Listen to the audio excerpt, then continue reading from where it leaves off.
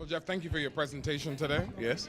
So if you could expound a little bit, you mentioned Charles Ballard, and of course he is a pioneer in this work, and you alluded to the importance of really having that foundation of the work moving forward. Can you speak a little bit more about the importance of having that kind of foundation? Yeah, Charles Ballard was our Renaissance, our Michael Jordan, if you will, who passed on this year. But Charles left a lasting legacy that really permeates all the work that we do. You know, working with couples as a way of addressing the issues of families. But since you got a mom and a dad, having a couple kind of address that in a way so that both genders are covered is something that Charles pioneered. Charles pioneered the whole effort of really understanding the needs of the clients, and as opposed to you specifying in your plan of action what to do, really drawing out from that person in particular what they want to do for their life, what their vision is for their life, how they plan on doing that, and how a program like Charles's program then could help them accomplish those goals. And so, and he also, I think, what I learned from Charles more than anything else, one of the favorite statements of all time that Charles made that still makes so much sense to me, he said that when a father is absent from the home, that your first assumption should be that he wants to be there. So as opposed to thinking that he doesn't want to be there, think that he wants to be there first and then identify the barriers that are in the way of him being involved in the child's life. That's profound. That's legacy stuff, you know. And so we're going to miss him. He had a strong heart for the work, and I think that he challenged us today to be as committed as he was to the work.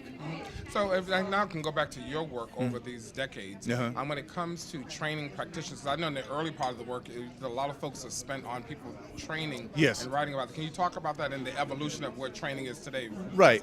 I started doing training of fatherhood practitioners back in 1991. And the whole idea is to train practitioners on how to teach fathers to be the best fathers that they can. And we have kind of essentially 5 approaches. You teach him about his personal self, so he can kind of assess where he is personally to overcome whatever challenge that might get in the way of him being the best dad. There are things like he may have a substance abuse problem. He may have some issues that go back to not having his father in his own life, you know, that he's carrying around as baggage. And so we start with his personal. Then we say, you know, what are important life skills? You know, how do you communicate? You know, how do you make decisions? You know, how do you deal with issues of discrimination if you're a man of color? Those are basic life skills. How do you manage stress? Stress is a daily thing that we all encounter. And sometimes it can be good, sometimes it can be bad. So it's a way of doing that. And then we move on to his parenting. Does a father understand his influence as a parent? A lot of fathers don't understand that the fathering role has changed. It's not just protector, provider, disciplinarian. It's also nurturer and mentoring and saying that you love your child and hugging your child and being engaged with your child. But getting a father to understand his influence and to understand how important it is to father his child in an age-appropriate manner.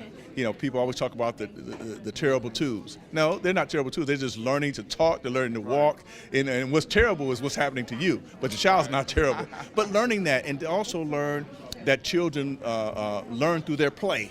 And so that's also an important element of what we do to try to give him a baseline. Then we talk about relationships, relationship with his mother, relationships with the child's mother, with his own mother, his support network. Does he have a support network? You know, no man is an island, and really kind of addressing those things. And then the final area that we work with him on through the training and trained practitioners work with him is his health. You know, men of color, for example, particularly black men, we have the shortest life expectancy on the planet. But some of that's because we don't practice health habits. And with the Affordable Health Care Act being the way that it is, even though it's made some changes, there's no man should be in your program should not have a physical exam. You know, those are things that we can overcome, but also we deal with his whole issue of sexuality.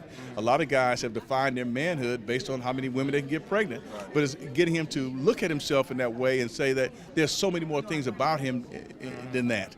And so, but these things that relate to his health. And so those have been some of the ways that we've trained folks. We've trained state agencies. We actually go inside departments of social services and train social workers how to work with men, because that's still today something that they don't get in social work school. So those are the ways in which we've addressed that. Well, an interesting thing you laid out, because of your historical reference and your research there, it'd be interesting for you to hear your answer on this question. So as we're continuing to do fatherhood in this age of mass incarceration, because some of those milestones you mentioned, other things were happening that really began this mass incarceration. That's right. That's right. Can you talk about that a little bit? Right, because again, there's a data set that says essentially that poverty is a gateway to most social problems. And so in other words, if you think about the problems that you may encounter, you get involved in the drug trade or in those type of things, these things could lead to incarceration. You'd be surprised how many guys, and I go into prison and work with them, who said they were trying to be a responsible dad, but they ended up doing something they shouldn't have done and ended up in jail. But at least they were trying to be the best dad. Because when you dropped out of school and then you've had criminal justice in your background, they really do need to be connected with some intermediaries who can help them get bonding, who could be a voice for them of a second chance. And so these type of things. But when you got almost 700,000 returning citizens each year, and I would say of that 700,000, I would say nearly 65 to 70% are dads. We have to think about that population because if he's paid his dues and he spent his time, then he is owed a chance to be the best dad he can be for his child. So that speaks to some of the policy work that needs to be done to ensure that they can be healthy when they come out. Right. Now, something else you mentioned in your talk I thought was great. It's a statement I think maybe Charles said in his program about the dad being there, not being there. Could you restate what you said? Well, it was interesting, about 20-some years ago, I set up a blue ribbon task force of Head Start people, Healthy Start people, whatever, and we had some of the dads on those programs on this blue ribbon task force.